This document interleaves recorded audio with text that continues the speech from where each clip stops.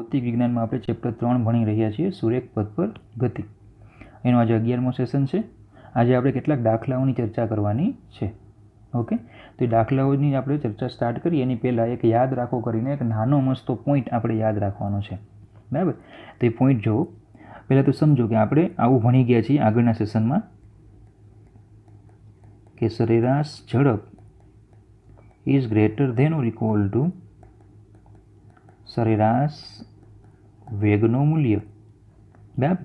તો સીધી વાત એક પ્રશ્ન એ થાય કે તત્કાલીન ઝડપ અને તત્કાલીન વેગનું મૂલ્ય એમની વચ્ચે શું સંબંધ હશે? અહીંયા જેમ સરેરાશ ઝડપ is greater than or equal to સરેરાશ વેગનું મૂલ્ય છે, તેમ તત્કાલીન ઝડપ અને તત્કાલીન વેગનું મૂલ્ય એમની વચ્ચે અહીંયા શું સંબંધ હોય, બરાબર? એ આપણે ચર્ચા કરવી જોઈએ, પેલો ખબર પડે, બરાબર? હવે સમજો તત્કાલીન એટલે એનો અર્થ શું થતો હતો? તત્કાલીન એનો અર્થ શું હતો? તાક્ષણિક, બરાબર? અથવા તો આપણે એને કહેતા કે કોઈ પણ ક્ષણે, ટી ક્ષણે ઝડપ, એમ ટી ક્ષણે કોઈ પણ એક ક્ષણે ઝડપ અને વેગ એવું આપણે કહેતા. એટલે જે તે ક્ષણની ઝડપ ને જે તે ક્ષણનો વેગ એવું કહીએ આપણે, બરાબર? હવે સમજો તમે બાઇક લઈને બરાબર જતા આવો છો, ધારો કે તમારા મિત્રનો ફોન આવે, બરાબર, અને તમને એમ પૂછે કે ભાઈ તમારી ઝડપ કેટલી, એમ તો તમે શું જવાબ આપશો? તમને પૂછે તમારી ઝડપ કેટલી, તમે શું જવાબ આપો? ધારો કે ઝડપને ખાલી મૂલ્ય જ હોય તો તમે મૂલ્ય ક્યાંથી જોશો? સરસ, સ્પીડોમીટરમાં. તમે સ્પીડોમીટરમાં જોશો તો તમને ઝડપ મળશે. એમાં ધારો કે તમારી ઝડપ ત્યારે 30 કિલોમીટર પ્રતિ કલાક છે, તો આ કઈ ઝડપ થઈ ગઈ? તત્કાલીન. બોલો, તત્કાલીન ઝડપ થઈ ગઈ કે નહીં? પણ તમને એમ પૂછે કે ભાઈ તારો વેગ કેટલો? તો વેગ તો સદિશ ને, સદિશને મૂલ્ય અને દિશા બંને હોય, એને મૂલ્ય પણ હોય અને એને દિશા પણ હોય. તો તમે મૂલ્ય ક્યાંથી જોશો? તમે મૂલ્ય ક્યાંથી જોશો? આ સેમ એ જ સ્પીડોમીટરમાં, બરાબર? મૂલ્ય કેટલું આવશે? તો કે સ્પીડોમીટરમાં એ જ બતાવે 30 કિલોમીટર પ્રતિ કલાક. પણ સાથે તમારે શું કહેવું પડશે? દિશા પણ કહેવી પડશે ને, કે ભાઈ ઉત્તર દિશા કે પછી દક્ષિણ દિશા, એટલે ખબર પડે. તો ઝડપ અને વેગ એમાં ડિફરન્સ કેટલો છે? તો કે ઝડપને ખાલી મૂલ્ય જ હોય, તત્કાલીન ઝડપ છે ને ખાલી મૂલ્ય છે કે ભાઈ 30 કિલોમીટર પ્રતિ કલાક, ઓકે, ઇનફ. પણ જો તમને વેગ પૂછે તો તમારે 30 કહેવા પડે અને દિશા કહેવી પડે. તો હવે એનો મતલબ એવો થાય કે ઝડપ અને તત્કાલીન વેગનું મૂલ્ય એ બંને કેવા હોય? સેમ જ હોય. જો કોઈ પણ ક્ષણે ઝડપ, તત્કાલીન ઝડપ અને તત્કાલીન વેગ એ બંનેના મૂલ્યો કેવા હશે? સેમ જ હશે. ખબર પડે? તો અહીંયા જે સંબંધ આવે છે, અહીંયા જે સંબંધ આવે, સંબંધ કેવો આવશે? હંમેશા ઇક્વલનો જ સંબંધ આવશે. બોલો, ખ્યાલ આવે?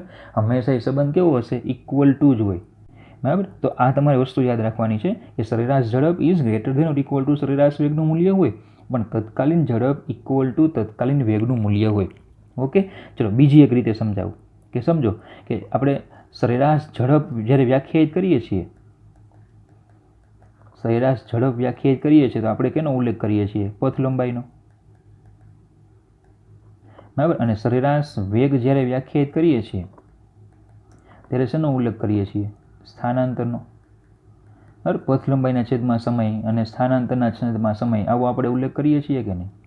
બરાબર. હવે પણ જો આપણે, બરાબર, ટી ક્ષણની વાત થતી હોય, કોઈ પણ ક્ષણે ટી ક્ષણની વાત થતી હોય, તો કોઈ પણ ક્ષણે એટલે કેવું હોય કે ભાઈ ધારો કે આ માર્ગ છે, ગતિ માર્ગ છે, એમાં કોઈ પણ ક્ષણે એટલે કેવું હોય? સ્થાનાંતર ખૂબ ઓછું થયું હોય કે નહીં? આપણે એવું ભણી ગયા કે ભાઈ સમયગાળો 0.0001 સેકન્ડ તમે લ્યો તો આટલા સમયગાળામાં સ્થાનાંતર ખૂબ ઓછું થયું હોય. એટલે પથ લંબાઈ અને સ્થાનાંતર તમે ગણો ને તો લગભગ બંને કેવા કહેવાય? એક જ કહેવાય. પથ લંબાઈ આટલા વિભાગમાં જો પથ લંબાઈ અને સ્થાનાંતર લગભગ બંને કેવા થઈ ગયા? સમાન થઈ ગયા કે નહીં? બરાબર. એનો મતલબ કે સૂક્ષ્મ સમયગાળામાં જે તમે સરેરાશ ઝડપ અને સરેરાશ વેગ માપો છો, જેને આપણે નામ આપ્યા હતા તત્કાલીન ઝડપ અને તત્કાલીન વેગ, બંનેના મૂલ્યો કેવા હોય? બંને કેવા થાય? સમાન જ થાય. ઓકે, ખબર પડે તમને? તો આ બે પોઈન્ટ તમારે યાદ રાખવાના છે. સરેરાશ ઝડપની તમે યાદ છે જ કે સરેરાશ ઝડપ is greater than or equal to સરેરાશ વેગનું મૂલ્ય, પણ તમારે બીજું શું યાદ રાખવાનું? તત્કાલીન ઝડપ ઇઝ ઓલવેઝ ઇક્વલ ટુ તત્કાલીન વેગનું મૂલ્ય, બરાબર? ચલો બીજી એક બાબત યાદ રાખજો કે વેગ છે ને, વેગ એ સદિશ રાશિ છે. કેવી રાશિ છે? વેગ એ કેવી રાશિ છે? સદિશ, બરાબર? એને મૂલ્ય હોય, એને દિશા હોય. અરે મિત્રો યાદ રાખજો, વેગનું આ મૂલ્ય ને એટલે જ ઝડપ. વેગનું આ મૂલ્ય એટલે જ શું? ઝડપ, બોલો ખબર પડી? બરાબર. તો આ તમને ખ્યાલ આવી ગયો આખો. હંમેશા છે ને આ બે વસ્તુ છે ને યાદ રાખવાની. બરાબર. ચલો ક્લિયર. ચલો હવે જોજો, આપણે નિયમિત ગતિની વાત કરીએ. નિયમિત ગતિ. અચ્છા, તમને યાદ છે નિયમિત ગતિ કોને કહેવાય? કે જો પદાર્થ સરખા સમયમાં સરખું અંતર કાપે તો એને નિયમિત ગતિ કહેવાય. અને આ ક્યારે પોસિબલ હોય? કે એનો વેગ અચળ હોય ને. આથી આપણે એને અચળ વેગી ગતિ પણ કીધેલું હતું. આપણે એક સેશનમાં આનો બરાબર વિશે સંપૂર્ણ ભણી ગયા છીએ. બરાબર. ચલો, નિયમિત ગતિ હોય, સરખા સમયમાં સરખું અંતર કાપે એવી ગતિને નિયમિત ગતિ કહેવાય. ને આવી ગતિ ક્યારે પોસિબલ બને? કે પદાર્થનું બરાબર જે વેગનું મૂલ્ય તો સમાન હોવું જ જોઈએ, પણ પદાર્થ છે એ સુરેખ પથ પર બરાબર. આવી ગતિ નિયમિત ગતિ ક્યારે પોસિબલ થશે? ઝડપ અચળ ક્યારે થશે? વેગનું મૂલ્ય અચળ ક્યારે હશે? તો કે પદાર્થ છે તે સુરેખ પથ પર અને એક જ દિશામાં ગતિ કરતો હોવો જોઈએ. પદાર્થ છે સુરેખ પથ પર અને એક જ દિશામાં ગતિ કરતો હોવો જોઈએ. ત્યારે આપણી આ જે ગતિ છે કેવી બનશે? નિયમિત ગતિ બનશે, અચળ વેગી ગતિ બનશે. બોલો ખ્યાલ આવે? બરાબર. તો ચલો હવે આપણે એ સમજવું છે કે હવે નિયમિત ગતિ થતી હોય, બરાબર, નિયમિત ગતિ થતી હોય ત્યારે નિયમિત ગતિ વખતે તત્કાલીન વેગનું મૂલ્ય બરાબર સરેરાશ વેગનું મૂલ્ય. બોલો આ શક્ય હોય? તત્કાલીન વેગનું મૂલ્ય જે તે ક્ષણનો વેગ બરાબર અને સરેરાશ બંને કેવા થવા જોઈએ? સમાન. તમને સમજાયું છે મેં કે ધારો કે અચળ વેગી ગતિ છે કે ધારો કે કોઈ કણ છે બરાબર અથવા કોઈ બસ છે એ સુરતથી એ બસ ક્યાં જાય છે? અમદાવાદ જાય છે. બરાબર. સુરતથી એ બસ અમદાવાદ જાય છે પણ નિયમિત ગતિ કરે છે. કેવી ગતિ કરે? નિયમિત ગતિ. તો પછી એનો વેગ કેવો રહેવો જોઈએ? અચળ રહેવો જોઈએ કે નહીં? એનો વેગ કેવો હશે? અચળ. આખા માર્ગ ઉપર વેગ અચળ કે ધારો કે 50 કિલોમીટર પ્રતિ કલાક એવું કીધેલું આપણે.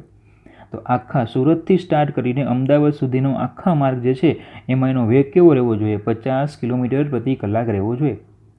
તો બરાબર. તો તમે આખો જે માર્ગ છે એ આખા માર્ગનું તમે શું ગણો? સરેરાશ. આખા માર્ગની તમે સરેરાશ ગણો કે કોઈ પણ ક્ષણે તમે સ્પીડોમીટરમાં જુઓ, બંને કેવા હશે? સેમ જ થશે.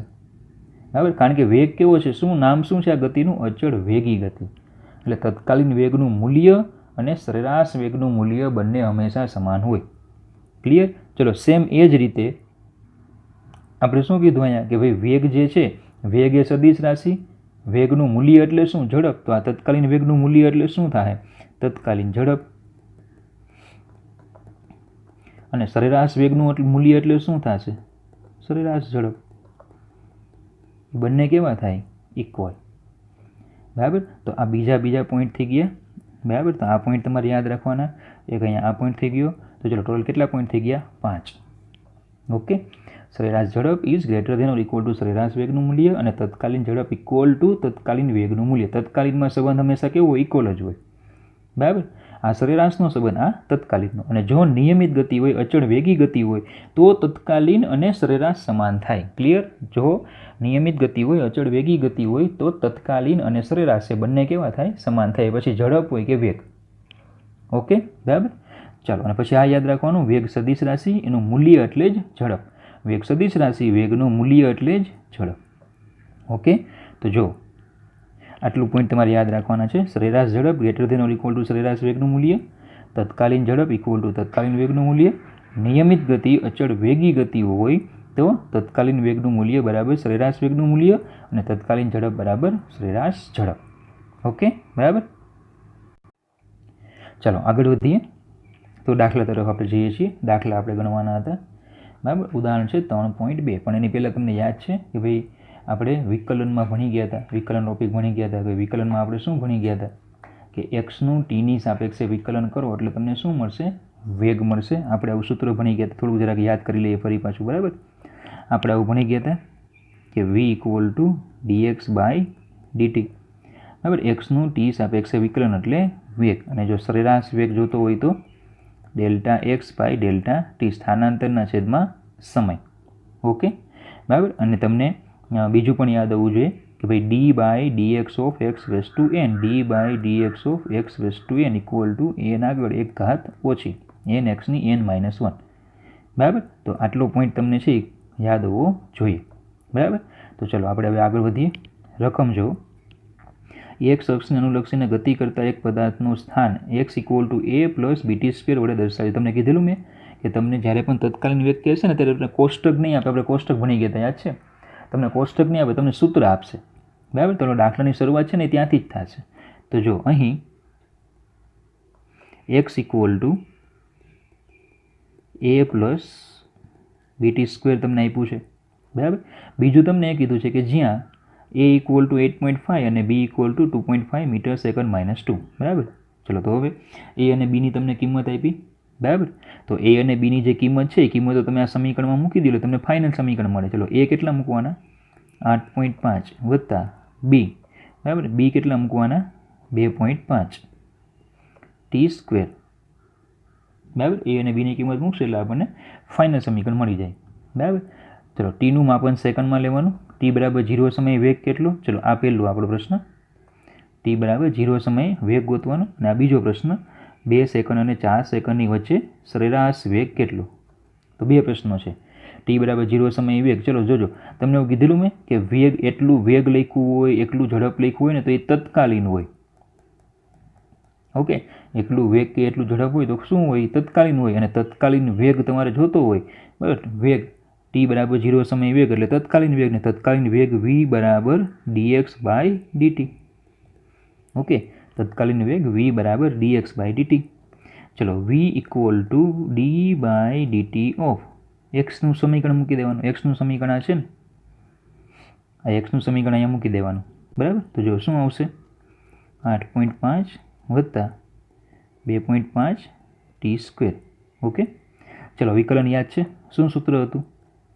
કે d/dx ઓફ c હોય તો 0, અચળ હોય તો 0, અને d/dx ઓફ x⁴n તો આવશે nx ની n-1. ઓકે, આ તમને યાદ છે? તો જો સીધું આપણે વિકલન કરીએ ને ડાયરેક્ટ જ, સરવાળા બાદબાકીનો નિયમ શું હતો? વિકલન બધાનું અલગ અલગ થાય. ચલો આ એકલો અચળ છે, અચળનું વિકલન 0 પ્લસ, ચલો આ નિયમ યાદ છે? આવું ભણી ગયા હતા આપણે કે d/dx ઓફ k f(x). શું નિયમ હતો? k અચળ બહાર લઈ લેવાનો, d/dx ઓફ f(x). ઓકે, તો 2.5 અચળ છે એને બહાર લઈ લેવાના, તો આવશે d/dt ઓફ t².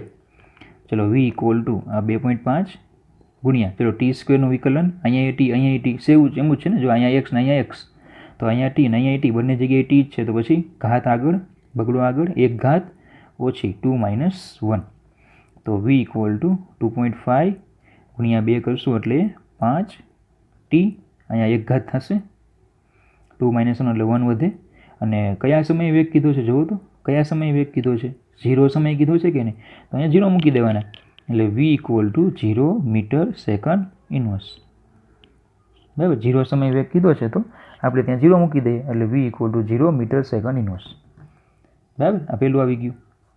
આવડશે? તત્કાલીન જ્યારે પણ કીધું હોય ને ત્યારે હંમેશા આ સ્ટેપને ફોલો કરવાના આવી રીતે. ઓકે. ચલો સરેરાશ વેગનું સૂત્ર યાદ છે? સરેરાશ વેગ v = Δx/Δt.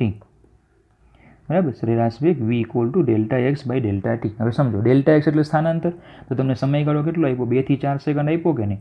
તો પછી તમારે શું ગોતવું પડશે કે ભાઈ 4 સેકન્ડ સમયે પદાર્થ ક્યાં છે અને 2 સેકન્ડ સમયે પદાર્થ ક્યાં છે, એમાંથી પછી બાદબાકી કરશો એટલે સ્થાનાંતર મળે. દાખલા તરીકે સમજો કે ધારો કે આ O છે, ઉગમ બિંદુ, 2 સેકન્ડે, બરાબર, t = 2 સેકન્ડે આ પદાર્થનું સ્થાન છે x1 અને t = 4 સેકન્ડે પદાર્થનું સ્થાન છે x2. બરાબર. તો પછી તમારે સ્થાનાંતર એટલે આટલું જ લેવાનું ને. તો એ કઈ રીતે આવશે? x2 - x1. એટલે x2 એટલે શું કહેવાય? 4 સેકન્ડે સ્થાન, અને x1 એટલે 2 સેકન્ડે સ્થાન. તો બોલો થઈ ગયું. 4 સેકન્ડે પદાર્થનું સ્થાન, 2 સેકન્ડે પદાર્થનું સ્થાન ગોતી લઈએ, બાદબાકી કરશો એટલે શું મળી જશે? સ્થાનાંતર. બરાબર. બોલો ખ્યાલ આવી ગયો? ચલો છેદમાં Δt સમયગાળો કેટલો છે? તો 2 થી 4 એટલે 4 - 2. બરાબર. સમયગાળો 2 થી 4 છે કે નહીં? એટલે 4 - 2. ચાલો તો જોજો v = હવે આ કઈ રીતે મળશે? x4 કઈ રીતે મળશે? તો આનો મતલબ એવો થાય કે x નું સમીકરણ લેવાનું, જ્યાં t હોય ને ત્યાં 4 મૂકવાના. તો ચલો આ થઈ ગયું x નું સમીકરણ, જ્યાં t હોય ત્યાં કેટલા મૂકી દેવાના? 4. તો ચલો આવી રીતે લખાશે, જોજો 8.5, બરાબર, આ રીતે લખાશે 8.5 પ્લસ 2.5 4 એનો વર્ગ, બરાબર, માઇનસ. ચલો હવે આ x(2) એટલે જ્યાં t હોય ત્યાં કેટલા મૂકવાના? 2. તો માઇનસ છે, જો આગળ માઇનસ છે એટલે નિશાની ચેન્જ થઈ જશે. 2.5 2 સ્ક્વેર. ઓકે, ચલો છેદમાં 2, 4 - 2 એટલે એ થઈ જશે 2. ચલો હવે સાદુરૂપ આપી દઈશું. તો v બાર ઇક્વલ ટુ, ચલો પહેલાં તો 8.5 8.5 કેન્સલ થઈ જશે, બરાબર. 8.5 અને 8.5 કેન્સલ થઈ જાય અને આ થઈ જશે 2.5, બરાબર, ગુણ્યા 16 માઇનસ 2.5 ગુણ્યા 2² 4 ના છેદમાં 2. ઓકે, ચલો v બાર ઇક્વલ ટુ, હવે તમે કેલ્ક્યુલેશન કરી શકશો એટલે આવશે તમને અહીંયા, બરાબર. આ પહેલું છે એ 40 થશે, બીજું 10/2 એટલે થઈ જશે 30/2 એટલે v bar equal to 15 metre second inverse, બરાબર. તો આ રીતે આખો દાખલો થાય, બરાબર. તમને ખ્યાલ આવી ગયો હશે. ઓકે, તો સરેરાશ વેગ ગોતવાનું કીધું હોય તમારે આ રીતે સ્ટેપને ફોલો કરવાના. તત્કાલીન વેગ ગોતવાનું કીધું હોય એટલે વિકલન કરીને ફોલો કરવાનું. ટૂંકમાં હંમેશા યાદ રાખવાનું કે એક્સનું વિકલન કરો એટલે વેગ મળે. એક્સનું વિકલન તમે કરશો એટલે તમને શું મળશે? વેગ. ઓકે, ચાલો આગળનો દાખલો લઈએ. સ્વાધ્યાય 3.15. સ્વાધ્યાયનો પ્રશ્ન 3.13 અને 14 જો તમારી ચોપડીમાં, બરાબર, સ્વાધ્યાયનો 3.13 અને 3.14નો પ્રશ્ન તમે એમાં જરા જોજો. સ્વાધ્યાયનો જે પ્રશ્ન હતો 3.13 અને 3.14 એ તમારે જોવાનું. એમાં આપણે શું ભણી ગયા હતા જોજો. આપણે સરેરાશ ઝડપ અને સરેરાશ વેગ વચ્ચેનો તફાવત કાળજીપૂર્વક સ્પષ્ટ કર્યો. એમાં આપણે ભણી ગયા છીએ સરેરાશ વેગ અને સરેરાશ ઝડપ, એમનું આપણે ઉદાહરણ આપ્યું હતું, બરાબર. અને એ આખો તફાવત આપણે એકદમ વ્યવસ્થિત અને કાળજીપૂર્વક આખું ભણી ગયા. તત્કાલીન ઝડપ અને તત્કાલીન વેગ માટે આવા તફાવત પર વિચાર કરવો આવશ્યક નથી. મતલબ કે સમજો શું કહે છે કે આપણે આવું ભણી ગયા કે નહીં કે ભાઈ સરેરાશ ઝડપ is greater than or equal to સરેરાશ વેગનું મૂલ્ય. આવું ભણી ગયા હતા આપણે. પણ તત્કાલીન ઝડપ અને તત્કાલીન વેગમાં આવા તફાવત પર વિચાર કરવો આવશ્યક નથી. કારણ કે હમણાં જ તમને મેં સમજાવ્યું કે ભાઈ તાત્ક્ષણિક ઝડપ ઇક્વલ ટુ તાત્ક્ષણિક વેગનું મૂલ્ય. હમણાં જ તમને મેં કરાવ્યું, બરાબર. તો તાત્ક્ષણિક ઝડપ હંમેશા તાત્ક્ષણિક વેગના માન જેટલી હોય છે. શા માટે? તો એ સીધું સિમ્પલ છે. તમને કીધું જ હતું કે ભાઈ ખૂબ સૂક્ષ્મ સમયગાળામાં વેગ અને ઝડપ મપાય. તાત્ક્ષણિક વેગ અને ઝડપ એ ખૂબ સૂક્ષ્મ સમયગાળામાં મપાય. અને આવો નાનો સમયગાળો લ્યો ત્યારે સ્થાનાંતર અને પથ લંબાઈ સમાન થાય અને પરિણામે, બરાબર, સ્થાનાંતર ઇક્વલ ટુ પથ લંબાઈ થાય અને પરિણામે તત્કાલીન ઝડપ અને તત્કાલીન વેગનું મૂલ્ય બંને કેવા થાય? સેમ જ થાય. ઓકે, તો બસ ખાલી ગુજરાતી વાક્યો લખવાના છે. જો ગતિ કરતા કણની ચોક્કસ ક્ષણના વેગને તાત્ક્ષણિક વેગ કહે છે. અહીંના કિસ્સામાં જો સમયનો ગાળો નાનો લઈએ તો કોઈ ચોક્કસ ક્ષણે સ્થાનાંતરનું મૂલ્ય કણની પથ લંબાઈ જેટલું થાય અને તેથી તાત્ક્ષણિક વેગ અને તાત્ક્ષણિક ઝડપ સમાન બને અને તેમની વચ્ચે તફાવત ન રહે, બરાબર. આથી તાત્ક્ષણિક વેગ અને ઝડપ બંને કેવા થાય? સમાન થાય, એટલે તફાવત રહે નહીં. ઓકે, તો ઉકેલમાં તમારે આટલા વાક્યો લખવાના, બરાબર. ચાલો આગળ વધીએ. 16મો દાખલો છે. આકૃતિમાં દર્શાવેલ આલેખ A થી D, એટલે A થી D તમને આલેખો આપ્યા છે અલગ અલગ પ્રકારના. એટલે જોજો આલેખનો દાખલો છે, બરાબર તમને યાદ આવવા જોઈએ આલેખ. આપણે ધ્યાનથી જોવાના, આપણે ધ્યાનથી જોશું પહેલાં અને કારણ સહિત જણાવો કે તે પૈકી કયું આલેખ એક પારિમાણિક ગતિ કરતા કણ માટે શક્ય નથી. કયો આલેખ એક પારિમાણિક ગતિ કરતા કણ માટે શક્ય નથી આપણે કહેવાનું. ઓકે, તો ચલો પહેલો આપણો આ આલેખ છે. તો પહેલાં ધ્યાનથી જોવાનું અને આલેખ પોસિબલ છે કે નહીં આપણે કહેવાનું, બરાબર. આલેખ એ પોસિબલ છે કે નહીં એ આપણે કહેવાનું. ઓકે, તો ખાલી એક તમે રીઝન આપશો ને, એક રીઝન. ખોટું પાડવા માટે એક રીઝન જોઈએ અને સાચું પાડવા માટે ઘણા બધા રીઝનો જોઈએ, બરાબર. ખાલી એક જગ્યાએ સાચું હોય તો આલેખ સાચો ન કહેવાય, પણ એક પણ વસ્તુ ખોટી એટલે આલેખ ખોટો. જોજો હું તમને એકદમ કોમન સેન્સથી સમજાવું. આ સમયની અક્ષ છે. ઓકે, આ સમયની અક્ષ છે કે નહીં, બરાબર. આ સમયની અક્ષ આ રીતે આપી તમને. આ સમય અહીંયા 0 હોય, પછી 1 2 3, બરાબર, એ પ્રમાણે તમને સેકન્ડો ધારે કે હોય. એટલે સમય સતત કેવો થાય? વધતો જાય. આપણો આલેખ જોવો શું થાય? શરૂઆતમાં જો સમય સાથે એક્સ છે સ્થાન છે વધતું જાય છે. અરે પણ જુઓ તો સમય ઘટ્યો કે નહીં? હવે સમય ઘટે છે કે નહીં? પાછું જો ખબર પડી તમને હું કહું છું હું એ બરાબર કે ભાઈ આ આલેખ છે અહીંયાથી શરૂ થાય એટલે સમય વધે જ છે. જો સમય સાથે આલેખ છે એ તમને આગળ વધતો જોવા મળે છે. પણ હવે સમય કેવો થાય છે? જો આ બિંદુ આગળ સમય પાછો ઘટી ગયો કે નહીં? જો તો સમય કેવો થાય? પાછો ઘટે. કોઈ દિવસ સમય ઘટે નહીં. સમય જે છે એ કોઈ દિવસ ઘટે નહીં. સમય ઘટે નહીં. સમય તો હંમેશા કેવો થાય? વધે જ. સમય કેવો થાય? વધે જ. એટલે આલેખ પોસિબલ નથી. આ એક મેથડ.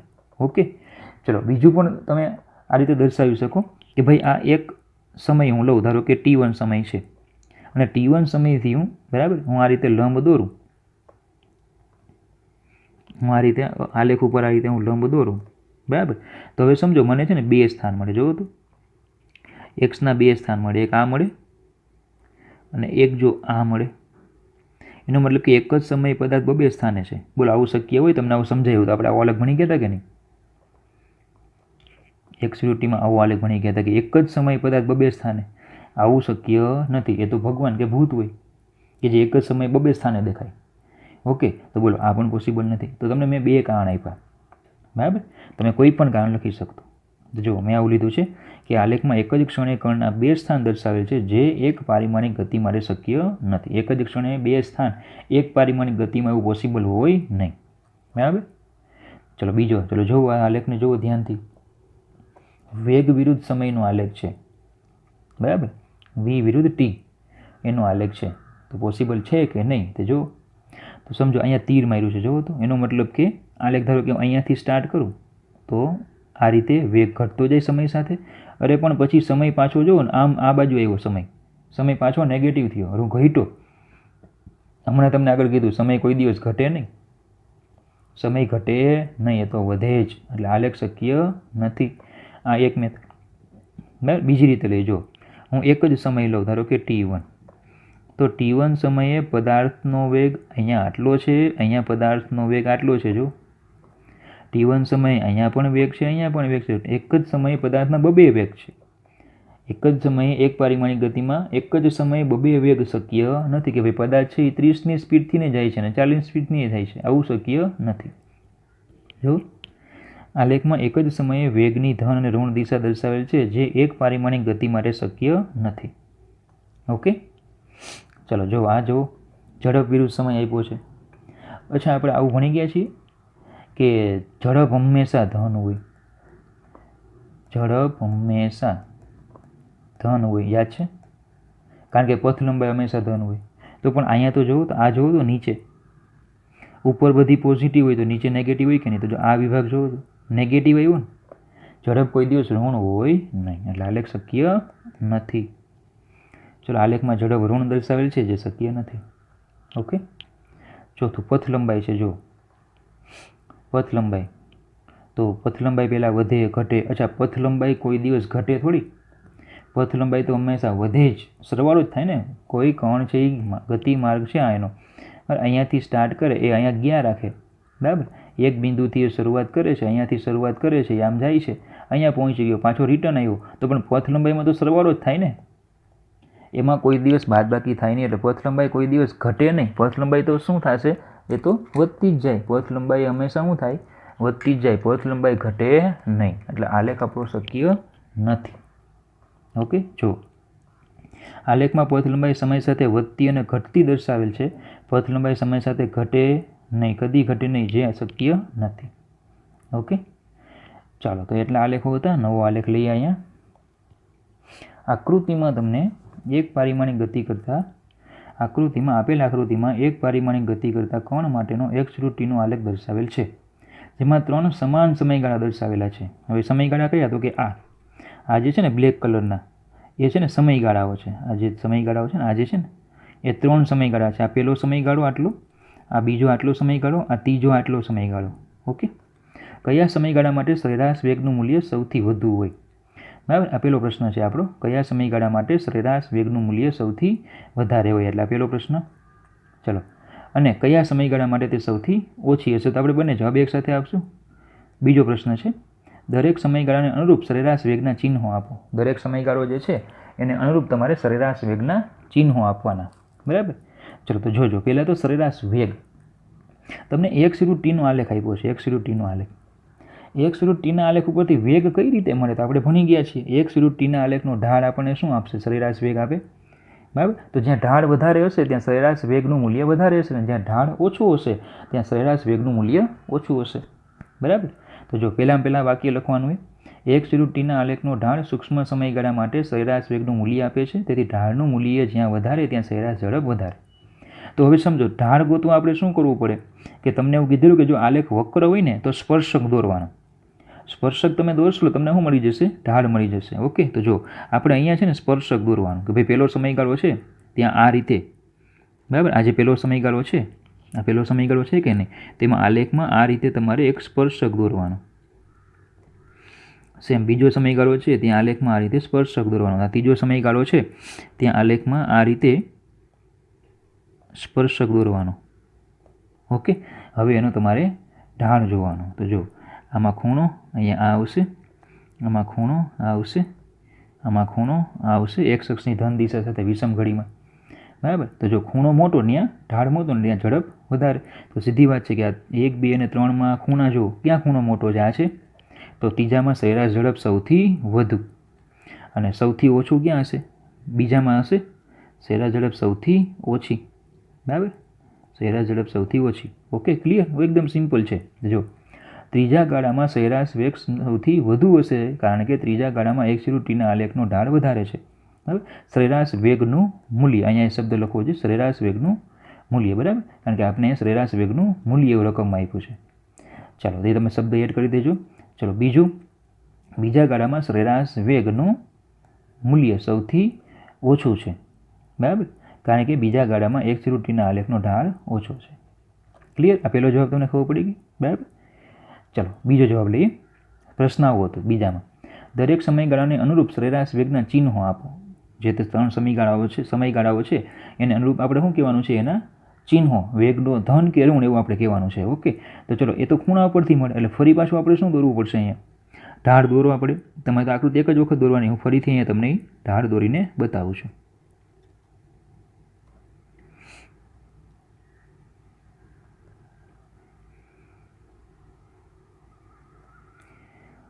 ચાલો, તો આમાં ખૂણો આ રીતે આવશે, આમાં ખૂણો આ રીતે આવશે, આમાં ખૂણો આ રીતે આવશે.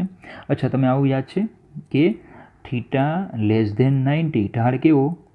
ધન, અને θ 90 ઢાળ કેવો? ઋણ. ઓકે, તો ચલો પહેલો જે છે, પહેલો એમાં θ કેવો છે? પહેલામાં θ<90 એટલે એનો ઢાળ કેવો હશે? ધન, તો એનો વેગ પણ કેવો? ધન. બીજામાં θ 90 તો ઢાળ કેવો? ધન. જ્યારે ત્રીજામાં θ 90 ઢાળ કેવો? ઋણ.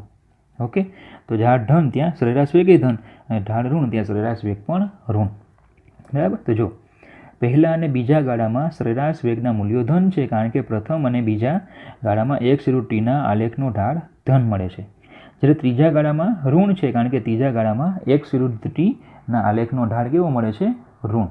ઓકે, x√t ના આલેખનો ઢાળ ઋણ મળે છે. ક્લિયર? ઓકે, તો આશા રાખું લેક્ચરમાં તમને ખ્યાલ આવતો હશે.